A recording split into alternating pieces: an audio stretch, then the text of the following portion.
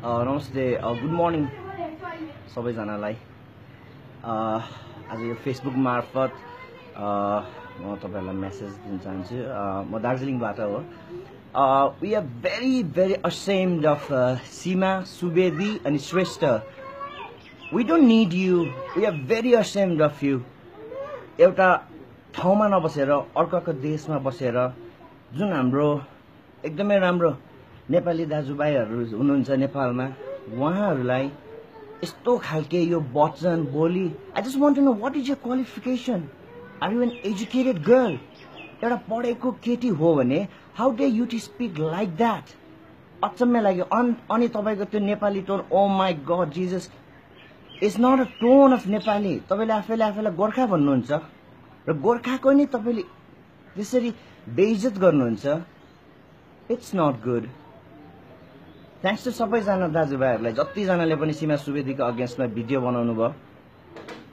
तपाईहरुको मनमा मेरो मनमा जस्तो लागेको छ तपाईहरुको पनि त्यस्तै लाग्यो अनि तपाईहरुले पनि कमेन्ट गर्नुभयो राम्रो छ ठीक छ हामी एप्रिशिएट गर्छौं एउटा दार्जिलिङवासी भएर हैन तर एक दुई जनाले गरेको कुरा मैले पनि यो भिडियो सीमा सुवेदी फर्स्ट एकजना नेताको मुखबाट सुनेको ओ माय गॉड मलाई त्यो भिडियो हेर्ने बित्तिकै यस्तो भएको थियो कि आई क्यान नट टेल अब कति सम्म भएको थियो मलाई भनेर तर थ्यांक यू टु एभ्रीवन यस्तो कुराहरुमा हामी नफसौं यस्तो कुराहरुलाई हामी भाइरल नबनाऊ हामी नेपाली दार्जिलिङ दाजुभाइ गोर्खे नै हो किनभने मैले बोलेको तपाईले बुझ्नुहुन्छ तपाईले बोलेको मैले बुझ्छु हामीले बुझ्छु किनभने हामी सबै एउटा नेपाली हो हामी नेपाली हाम्रो प्यारो नेपाल हो हैन र जति जनाले पनि यो भिडियो हेर्दै हुनुहुन्छ अन्यथा प्लिज नलिदिनुहोस् म तपाईहरुलाई अपोलोजाइज गर्छु यो भिडियोलाई त्यस्तो केही नसोच्नुहोस् तर हामी एक हौं यो कुरा हामी सधैं नै एक अर्काले सम्झेर बस्दै हेर राम्रो हुन्छ so anyway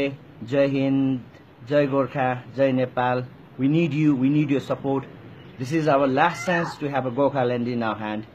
thank you and सबैजनालाई I wish you a very happy day thank you